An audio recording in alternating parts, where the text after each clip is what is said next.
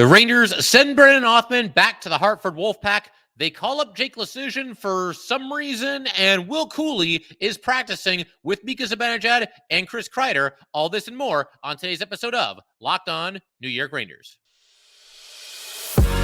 You're Locked On the New York Rangers, your daily podcast on the New York Rangers. Part of the Locked On Podcast Network, your team every day.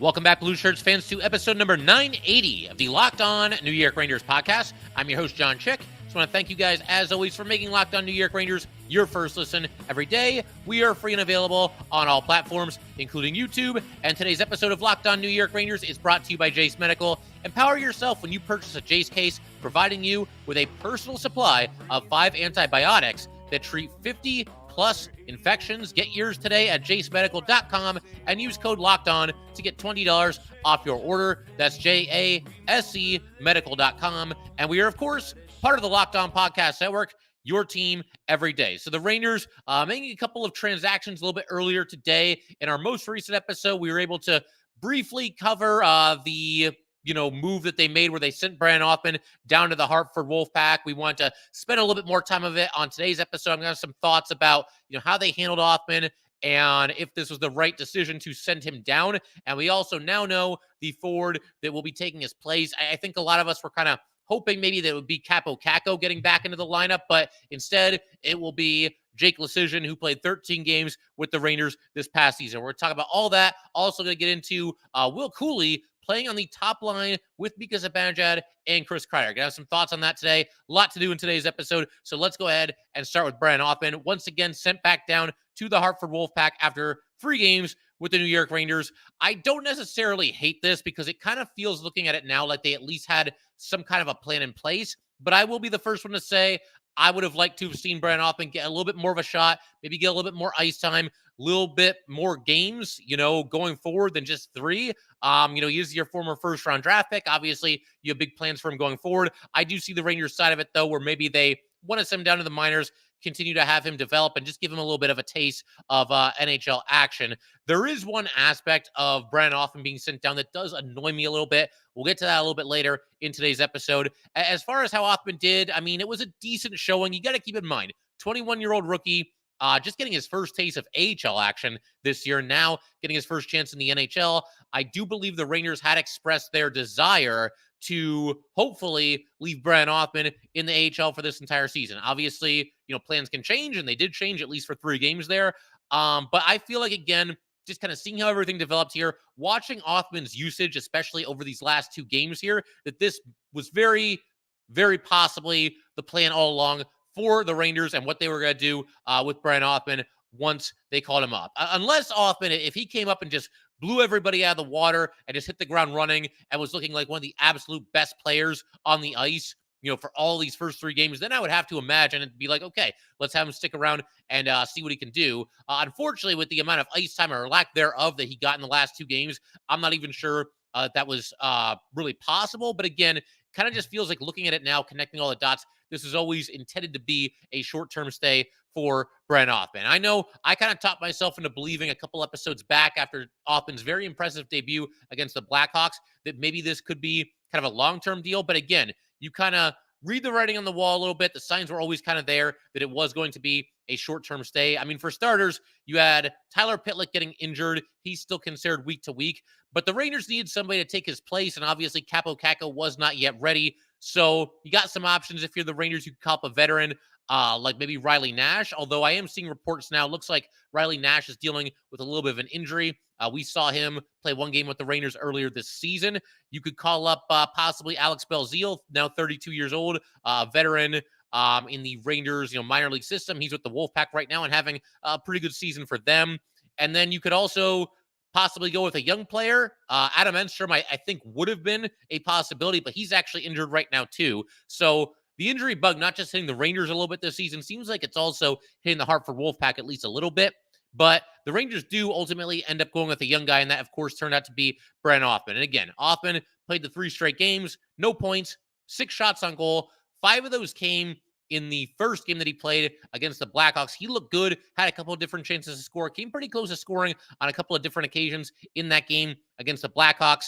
Also, during his stay, 5 hits and a block shot. He was an even plus minus. But again, he got very precious little ice time.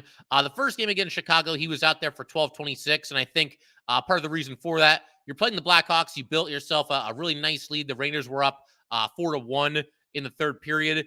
And that even afforded Othmann a chance to play on the same line with Mika Zibanejad and Chris Kreider. And he didn't look out of place doing that. Again, not the best team in the league that the Rangers were playing that night, and we can just leave it at that.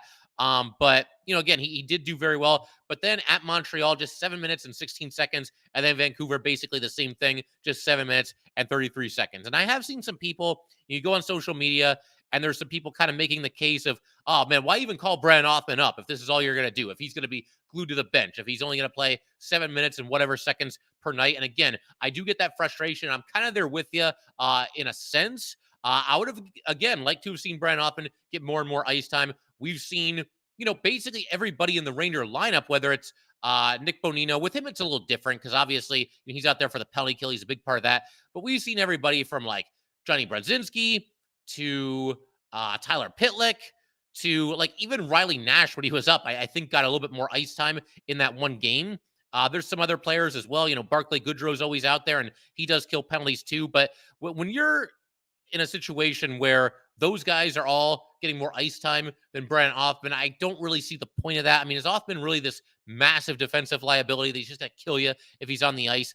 I don't really see it that way. I didn't see Othmann make any like glaring mistakes in any of these games. And again, granted, he wasn't out there in a lot of cases long enough to make glaring mistakes. But I mean, think about that pass that Nick Bonino made in the most recent game. Just that really soft, weird pass across the neutral zone, gave it right away. It was a turnover, and the Canucks go in and they score in transition. I didn't see Othmann make any mistakes like that. I mean, did anybody else? Maybe I missed something. It's at least possible. But I just don't see any reason why Brennan Othmann, and I'll use the Montreal game as an example, why Othmann in that game can only get 7 minutes, 16 seconds of ice time, more than 2 minutes less than any other player on the Rangers, while on the same night you've got, or almost 2 minutes, you've got Johnny Brodzinski getting 9 minutes and 5 seconds. Nick Bonino got 10:32 that night. Barclay Goodrow got 11:50. Blake Wheeler got 17:09 that night. And I know, some of these guys kill penalties. And in the case of Wheeler, he's out there with Mika and Kreider. So that line's going to get some ice time. But still, I mean, all these guys had just infinitely more ice time than Brennan Othmann. And it's not like, Nick Bonino is killing it this year. Again, I do appreciate what he brings to the table. Barclay Goodrow is not having one of his better seasons as a Ranger.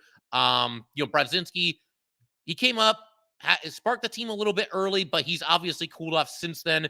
I just don't know why Othmann has to be kind of buried in terms of, time on the ice. And some of it was dictated by game flow and situational hockey. The Rangers were obviously trailing in each of the last 2 games, and so Laviolette was looking to get his big guns out there as much as possible. Rangers obviously needing some goals in multiple goal deficits in both of those games. So you want Panarin out there, you want Mika out there, and Lafreniere and Kreider and all the usual suspects. But again, to see Othmann get such significantly less ice time than any other player on the Rangers, it was at least a little bit disappointing. I think I feel comfortable certainly saying that.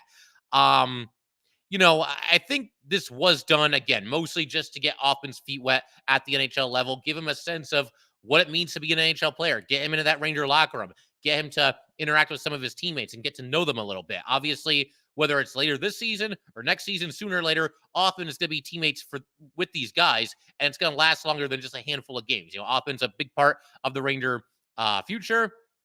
Have him do some traveling with the Rangers. He got the chance to do that in this 3-game stretch here. He got the Broadway hat after the one game, got to give a little speech after that game.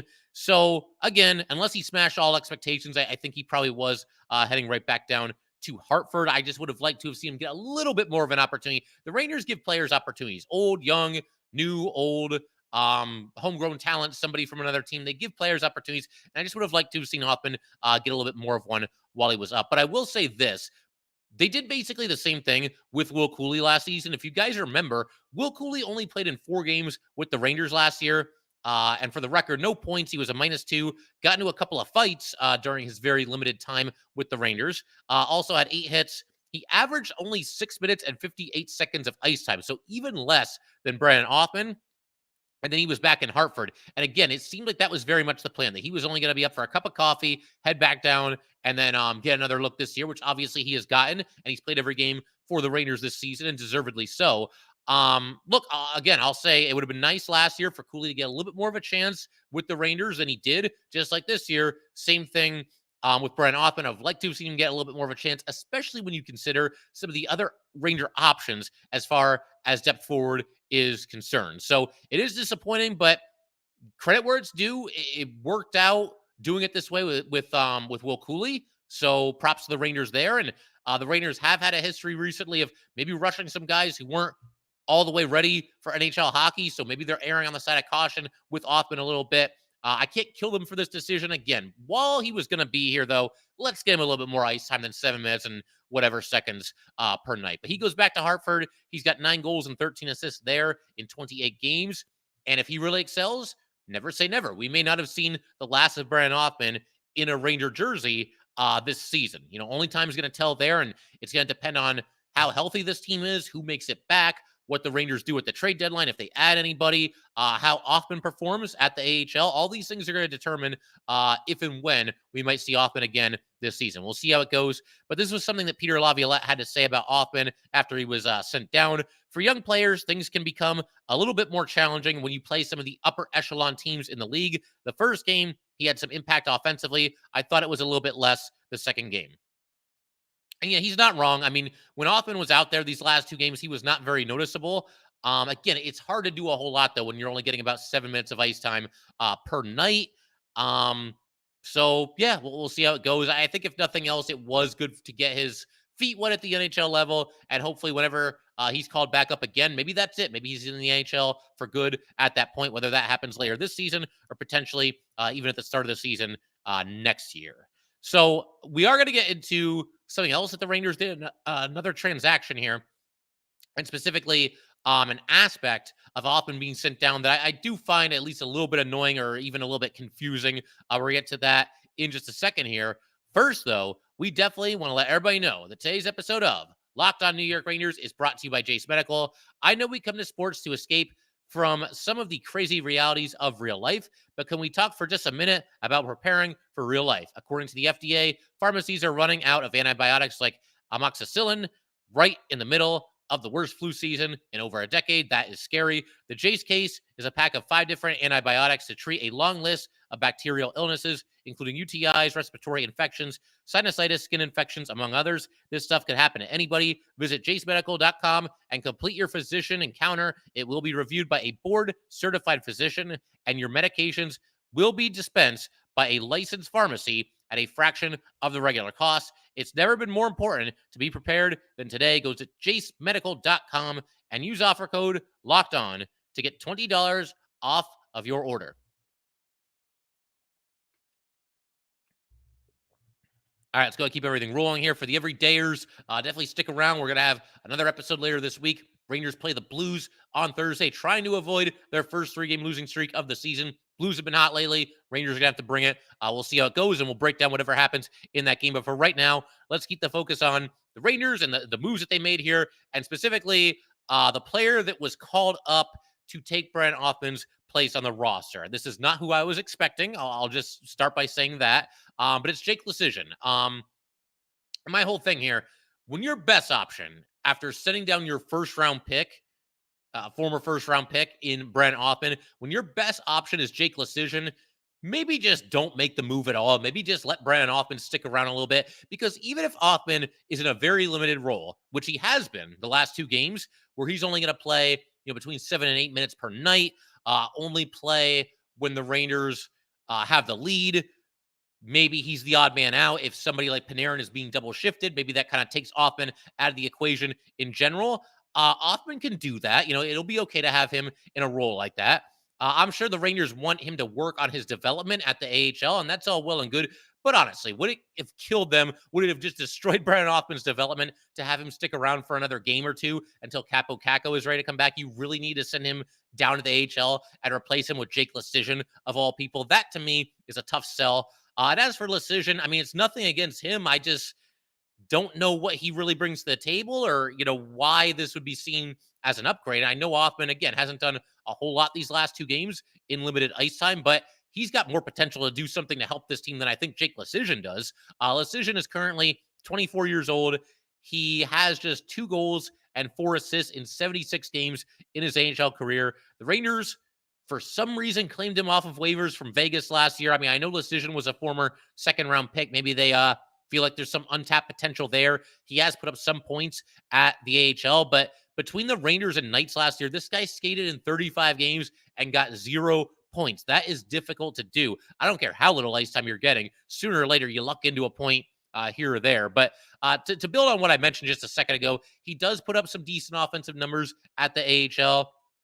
His last season with the Knights organization in the AHL, he had 14 goals and 13 assists in 34 games. Last year with the Pack, 5 goals, 10 assists in 18 games. And then this year, a little bit less, 3 goals and 3 assists in 14 games with the Wolf Pack. And what's something that is, something of a concern for the Rangers right now? I think one thing you can certainly point to as far as, some of the issues that might be facing this team, and it's not to say they played terrible hockey. They haven't. They're in a little bit of a rut lately, I guess you could say. The last, 16 games, they're hovering around 500, just a little bit above. Nobody was going to maintain the kind of pace that they got off to start the season. The Rangers, that is, they just exploded at the starting blocks this year. But what's one of the things that's kind of been an issue for this team, not just this year, but in years past, and certainly at times this year? Yes, secondary scoring. The Rangers could definitely use more of it, and I don't think Jake Leschyshyn is the guy that's going to provide it. They don't need another defense-only forward, if you can even call Jake Leschyshyn that. They could use a little bit of offense. They could use a little bit of depth scoring, especially once again with no Caco, no Filipino. Caco should be coming back soon, but for the time being, he's not there. Rangers are trying to get back in the win column. Let's get somebody who at least has a chance to do something offensively, and I think that's Brennan Othmann. But even if you feel like, you're the Ranger coaching staff and you feel like Brennan Othmann just isn't ready yet, and okay, we did what we wanted to do. He got up here for 3 games. He got somewhat acclimated to the NHL. He's going to go back to the AHL. He's hungry now. He's going to work on the things that he needs to work on to fight his way back here. We've ignited a fire in him, kind of. That's all well and good. But even if you feel that way and you're going to stick with the plan and Othmann must be sent down to the AHL, is there any reason why they couldn't have given somebody like Alex Belzile a chance? Now, Belzile, not a world beater, has kind of an interesting story. Didn't make his NHL debut until he was 29. I believe he was 30 when he scored his first NHL goal. He's now 32 years old. He's only played 44 career NHL games, but in those 44 games, 6 goals and 9 assists. Not a tremendous amount, basically a third of a point per game, more than you're going to get from Jake Leschyshyn. And so far this year in the AHL, as far as offense is concerned, and I don't watch every Wolfpack game, so I can't break down, all the, little intricacies of every single hockey game that has been played by the Wolfpack this season. But if you just go by the offensive numbers, so far this season, he has, we'll actually start with last year. He had 26 points in 31 games last year. And now this year, 31 games with the Pack. He is tied for a team-high 11 goals. He's actually still tied with Johnny Brodzinski. Think about how long Brodzinski has been up with the Rangers, and he's still tied for the team lead with the Wolfpack.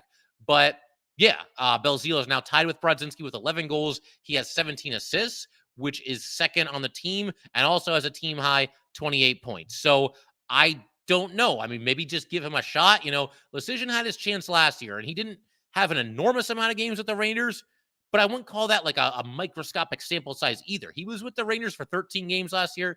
Didn't really do a whole lot with it. Not trying to be mean, just being very truthful here. I think it's time for somebody else to get a chance, and especially when you're looking for maybe some secondary scoring. You're not looking for another guy who is a forward and brings next to no offense to the table. I think the Rangers have enough of them right now. Go with the guy who might give you a little bit of offense, might give you a little bit of a spark, and just get a look at him, because Belzile is one of the only Ranger free agent signings in the offseason that signed for more than 1 year. He has a 2-year deal, so presumably he'll be here. Might as well just give him a chance. I don't really see any harm in doing so. And Yeah, I mean, you guys can probably tell. I'm not really feeling the Leschyshyn call up, but the good news is that Capo Caco, it does sound like he's getting closer and closer to playing. He was wearing a yellow jersey at practice today, which basically means he's participating, but you're still not really to hit him. Sort of. That's kind of how Laviolette explained it.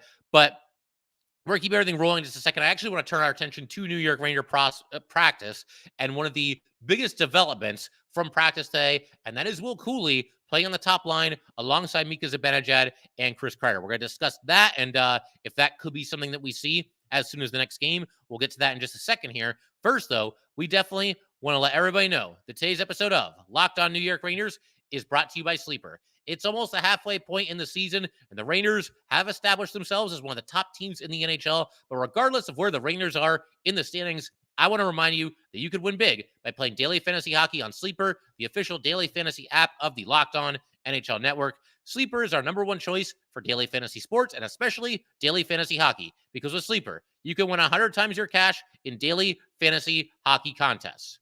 All you have to do is pick whether studs like Panarin or Mika or Kreider or Igor Shesterkin will record more or less than their sleeper projections for things like goals, assists, saves, plus minus, and more in a given game. To win 100 times your bet on Sleeper, you need to correctly predict the outcome of 8-player stats. You heard me, Ranger fans. You can win 100 times your money playing daily fantasy hockey with Sleeper. Start paying attention and nail your picks so you can start winning big. Use promo code LOCKEDONNHL and you will get up to a $100 match on your first deposit. Terms and conditions apply. That's code LOCKEDONNHL. See Sleeper's terms of use for details as well as locational availability.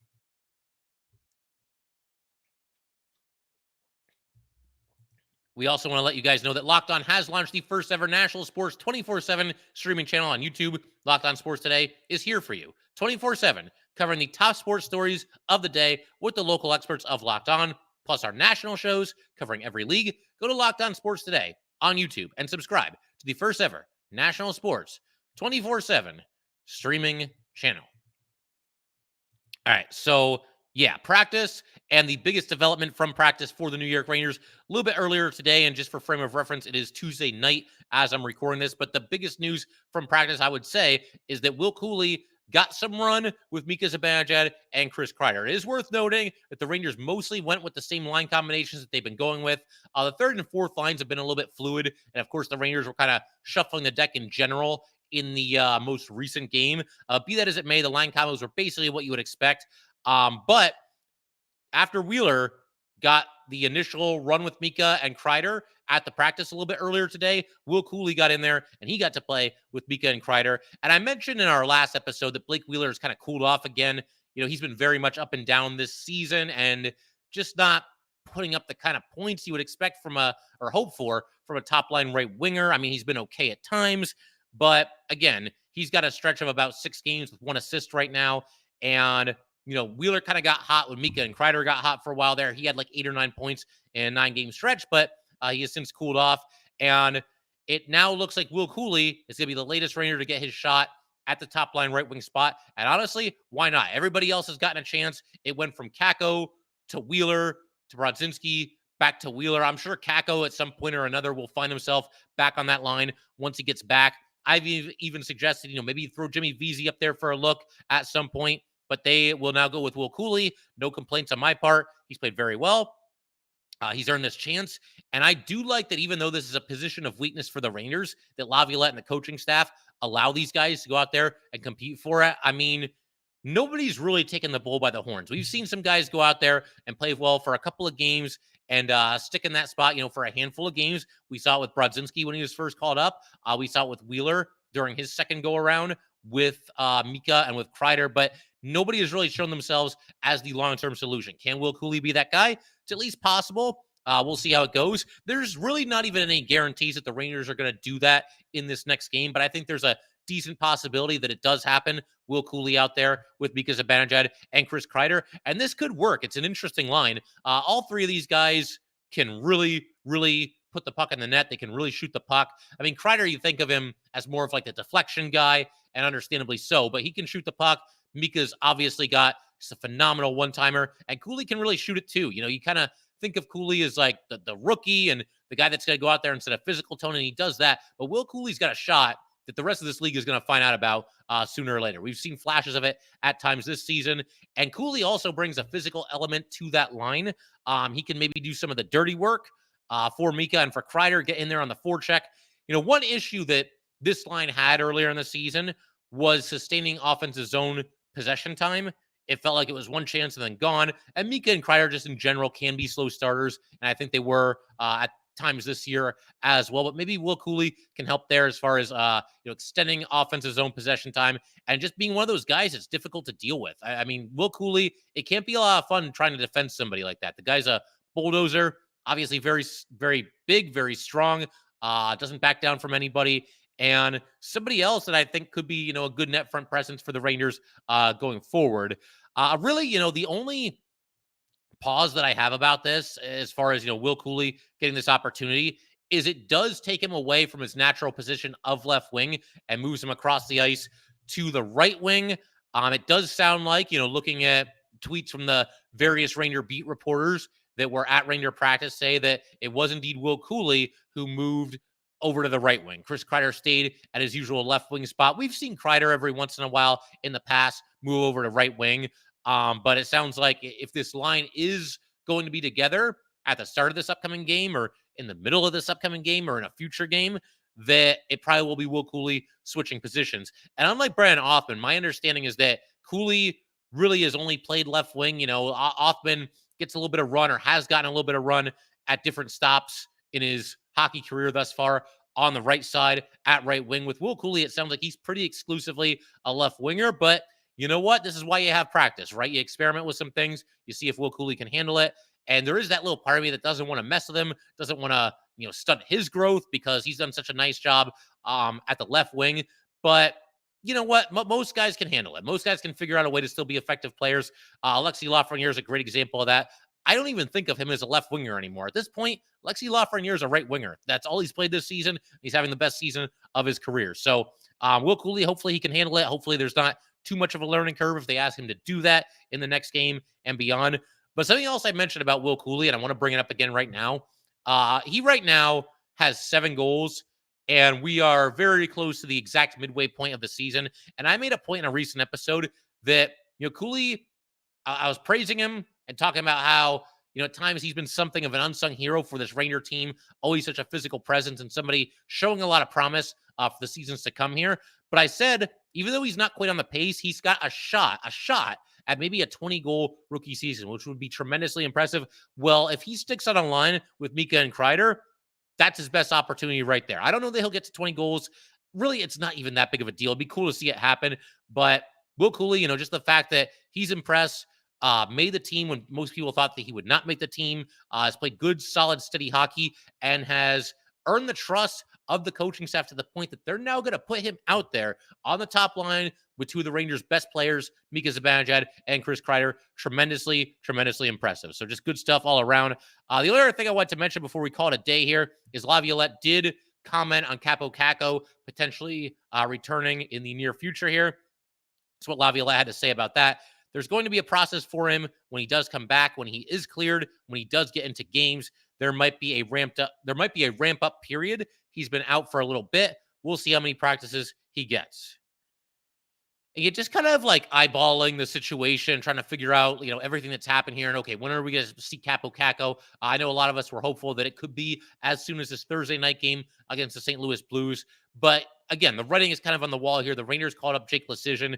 I would think that he's probably going to play in that Thursday night game against the Blues. And then the Rangers have a back-to-back on the weekend against the Capitals. Given how much time Kakko has missed and kind of reading between the lines as far as everything that Peter Laviolette said about the situation, I kind of get the feeling that they're not going to throw Kakko out there for both games of a back-to-back against a bitter rival, no less. I just don't know that that'd be the best way to break him back in. Not that he couldn't possibly handle it, but again, you are talking about somebody who had, pretty serious lower body injury, missed a bunch of time, and is just now going to be getting back. So it probably makes sense to maybe have him, if they feel like he's just about ready, maybe the second game of that back-to-back, maybe that's the night where you see Kaapo Kakko. But I am looking forward to seeing Kakko get back in the lineup, and hopefully he can just kind of hit the reset button, start his season over, and start contributing to this team offensively. He's been a great defensive forward all season. I think they miss him in that regard, but obviously we hope that eventually Capo Caco gets it going offensively as well. So I figure we can pretty much call it there for today. Once again, if you guys would like to get in touch with this podcast, please send an email to lockedonnyrangers@gmail.com. Once again, that is lockedonnyrangers@gmail.com. Definitely give us a follow on Twitter as well, @LO_NY_Rangers. Once again, that's @LO_NY_Rangers. And definitely subscribe to Locked On New York Rangers YouTube channel. Thanks again, guys. I will see you next time.